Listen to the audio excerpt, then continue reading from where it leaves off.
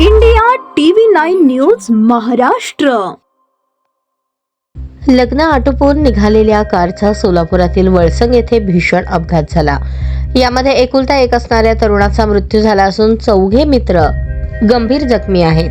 जखमी झालेल्या चौघांवर सोलापुरातील श्री छत्रपती शिवाजी महाराज सर्वोपचार रुग्णालयात उपचार सुरू आहेत. तर मैंदर्गी येथील पंकज शिवानंद लोहार या 25 वर्षीय तरुणाचा मृत्यू झाला.